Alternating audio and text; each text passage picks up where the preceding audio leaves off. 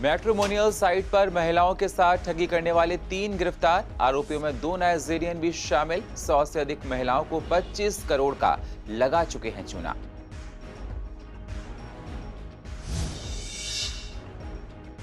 पूर्वी दिल्ली में दशहरे पर रावण दहन की तैयारियां हुई पूरी। इस बार आतिशबाजी की आवाज होगी म्यूजिक सिस्टम से। श्री बालाजी कमेटी ग्रीन पटाखों का कर सकती है इस्तेमाल। झील में शराब का ठेका खुलने पर हुआ जबरदस्त विरोध। बीजेपी नेताओं का कहना, स्कूल के पास नहीं खुलने देंगे ठेका। बीजेपी का आरोप, जनता की जिंदगी के साथ खेल रही है सरकार।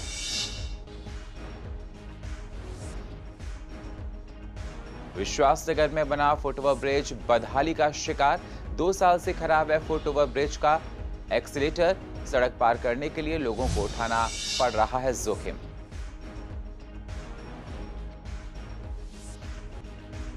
और ध्वनि वायु प्रदूषण को रोकने के लिए पुलिस ने चलाया अभियान। पुलिस ने विवेक विहार में प्रदूषण फैलाने वाली गाड़ियों के काटे चालान। पुलिस का कहना, आगे भी चलाया जाएगा अभियान।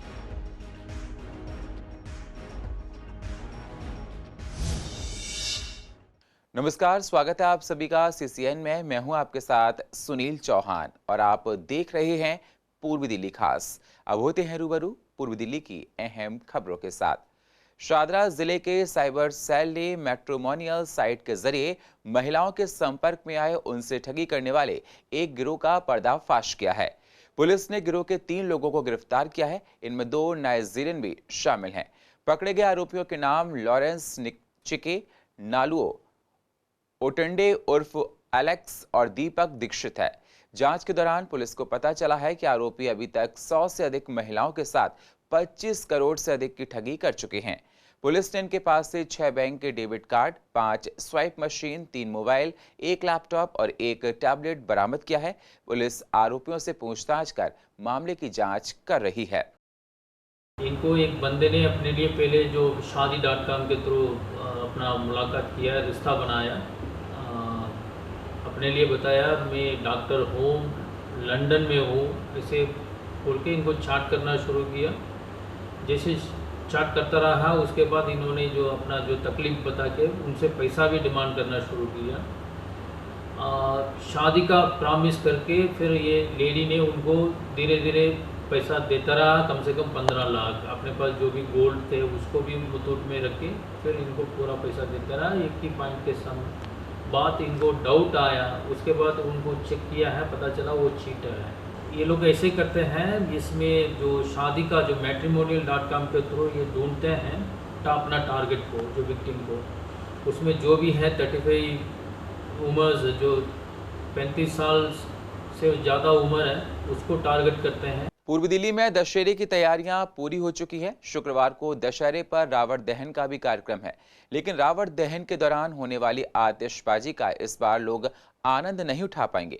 सुप्रीम कोर्ट के आदेश के बाद दिल्ली सरकार ने 1 जनवरी 2022 तक आतिशबाजी की बिक्री पर, स्टोरेज और उसे चलाने पर पाबंदी लगाई हुई है। सीबीडी ग्राउंड में होने वाली बालाजी रामलीला कमेटी द्वारा सिर्फ दशहरे के दिन ही रामलीला का आयोजन हो रहा है। संपूर्ण रामलीला दिखाई जाएगी और रावण के पुतले भी जलाए जाएंगे, लेकिन आतिशबाजी का इस्तेमाल नहीं होगा। रामलीला कमेटी के प्रधान भगवत रस्तोगी का कहना है कि रावण दहन के दौरान लाउड स्पीकर और म्यूजिक सिस्टम से पटाखों की आवाज सुनाई देगी और लोगों को ऐसा लगेगा जैसे आतिशबाजी हो रही है। दूसरी तरफ श्री बालाजी रामलीला कमेटी के उप प्रधान अरुण गुप्ता का कहना है कि जहां जरूरत होगी वहां सिर्फ ग्रीन पटाखों का ही इस्तेमाल किया जाएगा। जाहिर है कि आतिशबाजी की रंगीनियां लोग नहीं देख पाएंगे, लेकिन संभव है कि रावण दहन के दौरान उन्हें कुछ पटाखों के चलने की आवाज सुनाई दे। हमारे यहाँ रावण के पुतलों का ग्रीन आतिशबाजी से दहन किया जाएगा। इसके अंदर हमें एनजीटी के आदेश को पालन करते हुए डिजिटल सिस्टम कर रहे हैं हम, और कोविड ना फैले, ना पॉल्यूशन हो, इस वजह से हम ग्रीन आतिशबाजी और डिजिटल सिस्टम आतिशबाजी से इसको देखें। आतिशबाजी को हमने बिल्कुल खत्म किया है, झूले हमने बिल्कुल खत्म किए हैं, स्टार हम बिल्कुल नहीं लगा रहे हैं। पुतला दहन करेंगे लेकिन आवाज उसकी पटाखों की साउंड से निकालेंगे, लेकिन हम उन पुतलों के अंदर ग्रीन आतिशबाजी लगा करके लोगों का मन मोहने का काम करेंगे। झील में शराब का ठेका खुलने जा रहा है, जिसका बीजेपी के नेताओं ने और वहां के लोगों ने विरोध किया है। विरोध प्रदर्शन के दौरान बीजेपी नेताओं ने कहा कि सीएम अरविंद केजरीवाल सबको नशे का आदी बनाने में लगे हुए हैं। ये ठेका स्कूल के पास खोला जा रहा है, जिससे हम बिल्कुल भी नहीं खुलने देंगे। उन्होंने कहा कि दिल्ली सरकार अपना पैसा इकट्ठा करने के चक्कर में लोगों की जिंदगी से खेल रही है। सरकार का रवैया ठीक नहीं है। सरकार गली गली शराब के ठेके खोलकर ठीक नहीं कर रही है। रिहायशी इलाकों में अगर शराब की दुकान खुलेंगी तो वहाँ की स्त्रियों की सुरक्षा पर खतरा पैदा होगा। वहाँ के जो युवक हैं वो भी शराब की उनको लत लग सकती है इजी अवेलेबिलिटी के कारण। तीसरा चीज़ है वहाँ लॉ एंड ऑर्डर की भी निश्चित रूप से समस्या होती है। हमने सबने देखा जहाँ शराब की दुकान है वहाँ पर बहुत सारे ठेले लग जाते हैं जहाँ मीट है, अंडा है और कोल्ड ड्रिंक मिलना शुरू हो जाता है और वहाँ सड़क पर ही लोग पीना चालू कर देते हैं। तो लॉ एंड ऑर्डर की समस्या है, स्त्रियों की सुरक्षा की समस्या है, घर घर में शराब पीने की आदत की समस्या है। इन तीनों कारणों से हम कह रहे हैं कि रिहायशी इलाकों में शराब की दुकान नहीं चलेगी। जब ऐसी चीज़ है जो खराब करती है, उसमें दिल्ली सरकार इतना इंटरेस्ट क्यों ले रही है कि हर गली मोहल्ले में शराब की दुकान खुलवाए? जैसा सिस्टम चल रहा है उसे आप रहने दें, लेकिन क्योंकि केजरीवाल सरकार को ज़्यादा रेवेन्यू चाहिए, ज़्यादा पैसा चाहिए, जिसे सब्सिडी देके अपनी राजनीतिक महत्वाकांक्षा पूरी करे, और प्रदेशों में इसे चुनाव लड़ना है वहाँ के लिए पैसा चाहिए और एडवर्टाइजमेंट करनी है। तो मेरा ये कहना है कि केजरीवाल जी इतना लालच मत करें, जनता को शराब की लत ना लगवाएं और जो जगह जगह दुकानें खुल रही हैं उन्हें इमीडिएटली बंद किया जाए और नई शराब नीति का हम विरोध करते हैं। केजरीवाल जी पंजाब में जाकर कहते हैं कि नशा मुक्त करना है और दिल्ली को नशे के आदी बना रहे हैं। उनसे जाकर कोई पूछे कि दिल्ली ने आपको आज मुख्यमंत्री बना दिया और आप उसी दिल्ली का सत्यानाश करने में लगे पड़े हैं। सर दुकान खुलेगी अगर शराब की तो लोग बाग जो शराब लेने आते हैं वो कहीं पे भी गाड़ियां खड़ी कर देते हैं, जिसकी वजह से दिक्कतें प्रॉब्लम्स बढ़ती चली जाएंगी। और ये स्कूल से 100 मीटर की रेंज में आता है, जो कि 80 मीटर स्कूल से 100 मीटर दूर कहा गया है खुलवाने के लिए, 80 मीटर पे है। विश्वास नगर में बना फुटओवर ब्रिज, जिस पर चलने के लिए लोगों की सुविधा के लिए एस्केलेटर लगाए गए थे ताकि लोग इस फुटओवर ब्रिज का इस्तेमाल कर सकें, लेकिन फुटओवर ब्रिज के एस्केलेटर को टूटे हुए 2 साल से भी अधिक का समय बीत चुका है, लेकिन इसकी कोई सुध लेने वाला नहीं है। आपको बता दें, खराब एस्केलेटर की वजह से सड़क पार करने के लिए लोगों को अपनी जान जोखिम में डालकर सड़क पार करनी पड़ रही है। ये तो बहुत टाइम से मैं देख रहा हूँ इसको, तो साल तो मुझे ही देखते हुए हो गया। देखो इसके बारे में मुझे नहीं पता, मैं तो देखो बाहर से आता हूँ रोहनी से, यहाँ तो मैं जब भी आता हूँ मैं देखता हूँ यही हालत है इसकी। होनी तो चाहिए लेकिन चीज़ इस्तेमाल भी नहीं हो रही, तो इसलिए ऐसी ही पड़ी हुई है। इस्तेमाल हो तो सही भी कोई कराए, है तो ये रोड पार करने के लिए, लेकिन मैं कह रहा हूँ लोग पब्लिक रोड से वैसे ही क्रॉस कर जाती है, इस पर तो जाती भी नहीं है। नहीं तो ऐसी हालत थोड़ी होती इसकी, रेगुलर अगर यूज होता तो। ये करीब 2 साल हो गए ख़राब पड़ी है, अभी तक तो कोई देखा नहीं ऐसा यहाँ पर आते हुए कि इसको ठीक कराए। 2 साल पहले ठीक थी, उसके बाद से जब से ख़राब हुई तब से होती नहीं है। इस पर भी काफ़ी सारे चोर उचक्के ऊपर लेटे रहते हैं, नशेड़ी ऊपर लेटे रहते हैं, कोई ध्यान नहीं देता। रात बिरात इधर से जाते हुए भी, क्रॉस करते हुए भी डर लगता है इस पर। बहुत मुश्किल से काफ़ी टाइम तक वेट करना पड़ता है, जब खाली होती है, रेड लाइटें कम होती है, तब किसी तरह से भाग के आदमी पार करता है। बिल्कुल ख़तरनाक है मैम ये, और दो एक तो इधर बिना रेड लाइट की क्रॉसिंग है, आगे रेड लाइट की क्रॉसिंग है, दो रेड लाइट की वजह से। और ये पूरा मेडिकल हब है, यहाँ पे 2 हॉस्पिटल्स हैं और वहाँ से लेके यहाँ तक सारे मेडिकल स्टोर्स हैं। ये पूरा मेडिकल हब है, यहाँ बहुत सारे डॉक्टर्स के क्लिनिक हैं, भीड़ यहाँ ज़्यादा होती है। लगी हुई थी लेकिन वो सब टूट ताड़ दी, है ही नहीं, मतलब आधी है आधी है ही नहीं, आधी टूटी पड़ी है। मैं कम से कम यहाँ से विश्वास नगर से आता हूँ, सड़क पार लाल बत्ती से करनी पड़ती है मेरे को। लगभग मेरे को 1 साल से ज़्यादा हो गया देखते हुए, मतलब 1.5 साल के लगभग हो गया कम से कम खराब पड़ा वो। तो वहाँ पे सीढ़ियाँ भी नजर नहीं आती? सीढ़ी है ही नहीं वहाँ पे। वहाँ पहले कभी देखा था गार्ड भी हुआ करता था, तो अब तो गार्ड भी नहीं दिखाई देता, यहाँ पे गार्ड भी नहीं यहाँ पे। पब्लिक के लिए तो बनाया जाता है, लेकिन यहाँ पे कम से कम कोई पब्लिक कहाँ जा रही होता, कोई नहीं आता, ना जाता है भाई, नहीं तो कहाँ जाएगा। ध्वनि प्रदूषण और वायु प्रदूषण को रोकने के लिए दिल्ली पुलिस ने आज विवेक विहार में अभियान चलाया। इस दौरान उन गाड़ियों के चालान काटे गए जिनके द्वारा ध्वनि और वायु प्रदूषण फैल रहा था। इस दौरान एएसआई योगेश कुमार ने बताया कि हमारी स्पेशल ड्राइव के मद्देनजर पूर्व दिल्ली के अलग अलग इलाकों में उन गाड़ियों को चिन्हित किया गया जिनके साइलेंसर से तेज आवाज या ज्यादा धुआं निकल रहा था। इस दौरान कई गाड़ियों के चालक को सख्त हिदायत के बाद जाने दिया गया और कुछ गाड़ियों के चालान भी काटे गए। उन्होंने बताया कि आगे भी इस तरह के अभियान चलाए जाते रहेंगे। नहीं सर, बहस नहीं कर रहा, मैं इतना कह रहा हूँ सर, जो आप चालान कर रहे हो मेरा मैं यहीं पे कर दूंगा, इतनी कह रहा हूँ। और क्या कह रहा हूँ, ये बोल रहे हैं सर, बोल लेंगे ये बड़े भाई की गाड़ी है हमारे। हाँ, डॉक्यूमेंट्स इसमें ऑनलाइन है ना, फ़ोन के अंदर। वैसे नहीं है। नहीं, ये तो रूटीन की चेकिंग है, तो जो वायलेशन करेगा उसका चालान करेंगे। ऐसा कुछ नहीं, सीनियर ऑफिसर जिस हिसाब से कहते हैं। अब जैसे 5 नंबर वाले कह रहे पोल्यूशन की ड्राइव है तो पोल्यूशन का चालान करते हैं। नंबर प्लेट किसी ख़राब है, नंबर प्लेट को लोग छिपाते हैं, उसका चालान करते हैं। रोंग साइड आता है उसका करते हैं। छठ पूजा को लेकर पिछले दिनों से राजनीति गर्म है। आप सरकार के द्वारा छठ पूजा में रोक लगाने के बाद बीजेपी हमलावर हो गई थी, जिसके बाद बीजेपी के सांसद मनोज तिवारी ने आपके मुखिया अरविंद केजरीवाल के आवास पर धरना प्रदर्शन भी दिया और चोटिल भी हुए। लेकिन आम आदमी सरकार के द्वारा छठ पूजा को लेकर अनुमति देने के बाद अब एलजी को चिट्ठी लिखी गई है। इस पर बीजेपी, कांग्रेस और आप ने अलग अलग प्रतिक्रिया दी है।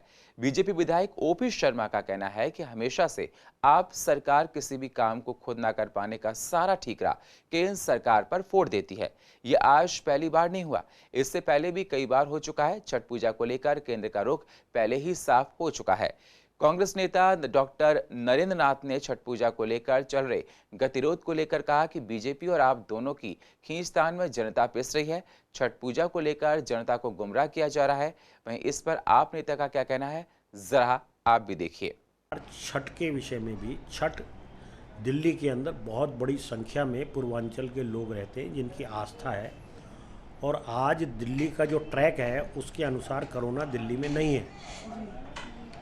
और मैं समझता हूँ यदि कोरोना नहीं है तो कोरोना के SOP के अनुसार उनको गाइडलाइन जारी करनी चाहिए, और ये फालतू के अनर्गल प्रलाप से बाज आना चाहिए। इन्हें केंद्र सरकार का सब्जेक्ट ही नहीं है। जो केंद्र सरकार का सब्जेक्ट नहीं है उसके लिए केंद्र सरकार, ये राज्य सरकार का विषय है। कोरोना की SOP लागू करना, आज जो कोरोना की स्थिति पूरे देश में, जो आज 100 करोड़ के करीब हम लोगों को वैक्सीन लगा चुकी है केंद्र सरकार। दिल्ली में भी बहुत भारी संख्या में वैक्सीन लग चुकी है। दिल्ली में बहुत ज़्यादा अब ना के बराबर केस आ रहे हैं। तो मैं पुनः ये कहना चाहता हूँ कि कोरोना की SOP को लागू करते हुए छठ पूजा का उनको करानी चाहिए। बिल्कुल होनी चाहिए। दिल्ली सरकार भी चाह रही है होनी चाहिए छठ पूजा। ये बहुत बड़ा त्यौहार है छठ पूजा का, और हमारे केजरीवाल सरकार ने परमिशन के लिए कहा भी है, मोदी सरकार को, LG को लिखा भी है, लेटर बना के दिया है, छठ पूजा की मांग करी है। भाई ये एक धार्मिक आस्था है लोगों की जुड़ी हुई है छठ पूजा से लेकर, और हमारी सरकार और हम भी चाहते हैं व्यवस्था के साथ छठ पूजा होनी चाहिए। देखिए ये राजनीति कर रहे हैं, इन्हें निगम के चुनाव सर पर हैं। आप जानते हैं इस समय ये बुखलाए हुए हैं, दिल्ली सरकार की कमियां ढूंढ रहे हैं, दिल्ली सरकार के ऊपर आरोप प्रत्यारोप की राजनीति कर रहे हैं। वो चलने वाला नहीं है। ये जो जनता को दिखा रहे हैं वो होता नहीं है। आप देख रहे हैं 6 साल 7 साल में मोदी सरकार ने जनता के साथ कितना छल किया है, कितने तेल के भाव बढ़ गए हैं। इनकी राजनीति बिल्कुल अलग है। छठ पूजा को लेकर बीजेपी की पार्टी और आम आदमी पार्टी दोनों राजनीति कर रहे हैं। वो ये कह रहा है कि वो परमिशन दो, आम आदमी पार्टी परमिशन देगी, सरकार देगी उनकी, और आम आदमी सरकार कहती है कि बीजेपी की सरकार परमिशन देगी। ये क्या तमाशा है? अरे छठ पूजा का पर्व है, जब सारे पर्व मनाए जा रहे हैं, दशहरा भी मनाया जा रहा है, नवरात्र भी मनाए गए हैं और रामलीला भी हो रही है, तो छठ पूजा करने में क्या दिक्कत है? दिल्ली सरकार को छठ पूजा भी करानी चाहिए, और ये बहाना नहीं लगाना चाहिए कि सेंटर को लेटर लिख दिया हमने, वो जवाब देंगे। अरे भाई जो कमेटी बनाई है, चाहे तुमने बनाई कमेटी, दिल्ली सरकार ने, सेंटर ने बनाई है, वो कमेटी तय करती है। अभी तक जितने फैसले लिए हैं उस कमेटी ने लिए, तो ये फैसला भी कमेटी लेगी। कोविड प्रोटोकॉल बदलने से ब्रेक थ्रू मामलों में बढ़ोतरी हुई है। वहीं हाल ही में हुए एक शोध में पता चला है कि डेल्टा वेरिएंट के मामले बढ़ने से और मास्क ना लगाने से 25% टीके का असर घट गया है। इस पर जब हमारे संवाददाता मोहित शर्मा ने डॉक्टर कुमार गांधी से बात की तो उन्होंने बताया कि कोरोना वायरस ने समय समय पर अपने स्वरूप को बदला है, मतलब म्यूटेशन हुआ है, जिसकी वजह से कोरोना रोकथाम के लिए बने टीके के प्रभाव में परिवर्तन देखने को मिला है। और क्या कुछ कहा डॉक्टर कुमार गांधी ने, जरा आप भी सुनिए। अगर हम दूरी घटा देंगे तो कहीं ना कहीं टीके का असर क्या, हमारी अब तक की पूरी 1.5 साल 2 साल की जो मेहनत है, जो लॉकडाउन्स हुए हैं, जो हमारी मानिए फाइनेंशियल लॉसेस हुए, वो सब हम ज़ीरो कर देंगे अगर ये दूरी नहीं रखेंगे, क्योंकि वायरस अभी पूरी तरह से इनएक्टिव नहीं हुआ है, ये म्यूटेट होके एक्टिव भी हो सकता है। दूसरा, आप मेरे से पूछ रहे थे कि अब जो वेव आनी है वो बच्चों पे एक्सपेक्टेड है या बच्चों पे घातक हो सकती है।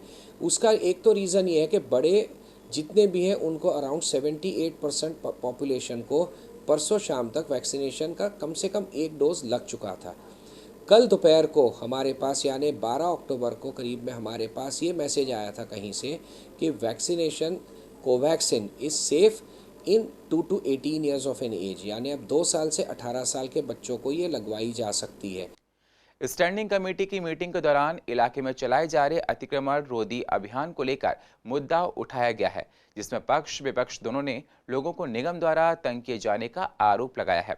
इस दौरान पार्षदों ने कहा कि बेवजह लोगों की दुकानें सील की जा रही हैं और लोगों का सामान जबरदस्ती उठाया जा रहा है। पूर्व मेयर विपिन बिहारी ने कहा कि मंदिर तक को नोटिस दिए जा रहे हैं।